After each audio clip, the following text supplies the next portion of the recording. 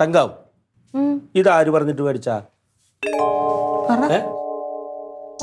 ഇത് നിന്നോട് ഫോൺ ചെയ്ത് ചോദിച്ചിട്ട് നീ മേടിക്കാൻ പറഞ്ഞിട്ടല്ലേ ലില്ലി മേടിച്ചത്? അങ്ങനെയല്ല എന്നെ ഫോൺ ചെയ്ത് ഞാനാണെങ്കിൽ നല്ല തിരക്കിൽ നിൽക്കുക. അപ്പോൾ എന്നോട് പറഞ്ഞു, ചേച്ചി നല്ല ലാഭത്തിൽ ഇതിങ്ങനെ ഒരു പാൻ ഇവിടെ കൊണ്ടുവന്നിട്ടുണ്ട്, 600 രൂപ ഉള്ള ചേച്ചി മേടിക്കട്ടെ എന്ന് പറഞ്ഞു. പക്ഷെ ഞാൻ വന്ന് നോക്കിയപ്പോ എനിക്ക് ഇഷ്ടപ്പെട്ടില്ല. ഞാൻ ഇങ്ങനത്തെ സാധനമല്ല ഉദ്ദേശിച്ചത്. എന്നിട്ട് പേര് വെച്ച് അങ്ങനെ അല്ലല്ലോ പറഞ്ഞത്. ഇത് എനിക്ക് വേണ്ടി ആ കൊച്ചു പ്രത്യക്ഷപ്പെട്ട് കൊണ്ടുവന്നാണെന്നൊക്കെ നിന്നിപ്പോ ആരെങ്കിലും വിളിച്ചെങ്ങോട്ട് നിന്നോട് അഭിപ്രായം പറയാൻ പറഞ്ഞോ? കഷ്ടമാണ് കേട്ടോ ചേച്ചി. ചേച്ചി പറഞ്ഞിട്ടേ അമ്മായും കൂടെ പറഞ്ഞിട്ടാണ് ഞാൻ വാങ്ങിച്ചത്. പക്ഷെ നല്ലതല്ലല്ലോ. ഞാൻ ഉദ്ദേശിച്ചത് ഇങ്ങനത്തെ അല്ലാന്നേ. ഒന്നാമത്തെ എന്താ ഈ അന്യായ കാശ് കൊടുത്തിട്ട് നമ്മൾ ഒരു സാധനം മേടിക്കുമ്പോ അതിന് നല്ലതാണോ, അതിന്റെ വിലക്കുള്ള മതിപ്പുണ്ടോ, ഇതിന് വില കൂടുതലാണോ എന്നൊക്കെ അന്വേഷിക്കണം. നല്ലല്ലേ ക്ലീറ്റോ ചേട്ടാ? ഇത് നല്ല കട്ടിയില്ലേ, നല്ല സാധനമല്ലേ? 900 രൂപ എന്ന് പറഞ്ഞതാണ്. എന്നിട്ട് ഞാൻ പറഞ്ഞ് 600 രൂപയാക്കിയതാണ്. പക്ഷെ അത്രയും വില ഇല്ല ക്ലീറ്റോ. നിനക്ക് ഇതിനു മുമ്പ് പാത്ര കച്ചവടമായിരുന്നു, നീ ഇതിലൊക്കെ അഭിപ്രായം പറയാൻ. ക്ലീറ്റോ 600 രൂപ എന്ന് പറഞ്ഞാലുണ്ടല്ലോ, ഈ അമ്മാവൻ ഇത് തന്നെ ഇതേപോലത്തെ തന്നെ പാത്രം മേടിച്ചതിന് ഒരെണ്ണത്തിന് 250 രൂപ ഉള്ളൂ.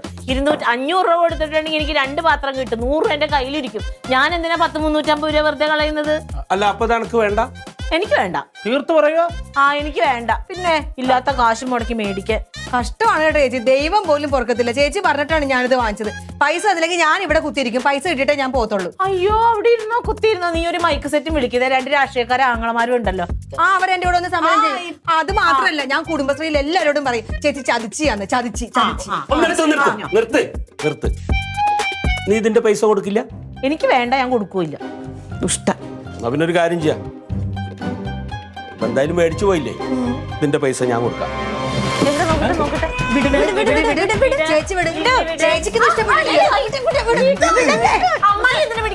അതെ, എന്റെ ഏട്ടൻ വാങ്ങിച്ചതിന് എനിക്ക് അവകാശം. ക്ലീറ്റോ മേടിച്ചത് നിനക്ക്, കനകം മേടിച്ചത് നിനക്ക്. ഇതെനിക്ക് വേണം, ഇതെന്റെ അവകാശം. അയ്യോ, അതെ, ഇത് എനിക്ക് വേണ്ടി ഇവള് മേടിച്ചതാ. അതിന്റെ പൈസ എന്റെ അമ്മാവൻ കൊടുക്കുമ്പോ അത് ഞാനും എടുക്കുന്നു. ഞാനല്ലേ പൈസ കൊടുത്തത്? അമ്മാവൻ എനിക്ക് വാങ്ങിച്ചു തന്നതാ. രണ്ടുപേരും വിട്ടെങ്കിൽ അമ്മാവന്റെ സ്വത്തിൽ എനിക്ക് അവകാശമില്ല. അതെല്ലാവർക്കും ഉണ്ട്.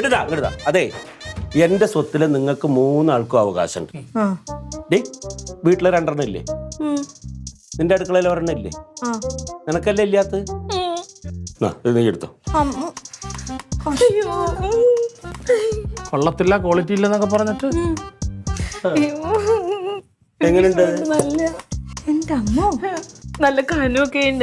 എന്താ അമ്മാവാ, ഞാനേ ഇവിടുത്തെ പഴയതില്ലേ, അതിന്റെ ഈ കറുത്ത സാധനം ഇല്ലേ, ഇത് അപ്പടി ഇളകി പോയായിരുന്നേ. അപ്പൊ ഞാൻ ഇതിനകത്ത് ഇങ്ങനെ ദോശ ഉണ്ടാക്കുമ്പോ ഇളകി പോരൂല. അപ്പൊ ഇങ്ങനെ ചട്ടുത്തിട്ട് ഇങ്ങനെ കുത്തുമ്പോഴല്ലേ കറുത്ത സാധനം ഒക്കെ ഇളകി പോരും. അതല്ലേ കൊച്ചു തിന്നണ. വല്ല ക്യാൻസർ വന്ന് ചത്തുപോയായിരുന്നെങ്കിൽ എന്ത് ചെയ്തേനെ നമ്മള്? ഇനി അമ്മ നല്ല മുരിഞ്ഞ ദോശ ഉണ്ടാക്കി തരാട്ടാ, വീട്ടിന് ഉണ്ടാക്കി തരാട്ടാ. നല്ല നൈസ് ദോശ ഉണ്ടാക്കാം. നല്ല മുരിഞ്ഞ നൈസ് ദോശ ഉണ്ടാക്കാം, കടലാസ് പോലത്തെ. നീ ഇങ്ങനെ തന്നെയല്ലേ ഉദ്ദേശിച്ചത്? തന്നെ നീ ഉദ്ദേശിച്ചു. കണക്ക് ഇഷ്ടായില്ലേ? എനിക്ക് ഭയങ്കര ഇഷ്ടപ്പെട്ടു. എന്നാ പിന്നെ ഒരു കാര്യം ചെയ്യും, അതിന്റെ 600 രൂപ നീ കൊടുക്കും. എന്നിട്ട് അതിലൊരു 2 നൈസ് ദോശ ഉണ്ടാക്കിയിട്ട് ഇങ്ങോട്ട് തന്നാ വാങ്ങും. എന്താന്ന്? അല്ല, അനക്ക് ഇഷ്ടപ്പെട്ട് നീ വിചാരിച്ച പോലത്തെ സാധനമാണല്ലോ. അപ്പൊ അതിന്റെ പൈസ നീ ലില്ലിക്ക് കൊടുക്കുക. എന്നിട്ട് അതിൽ 2 ദോശ ഉണ്ടാക്കിയിട്ട് ഇങ്ങോട്ട് തരാം.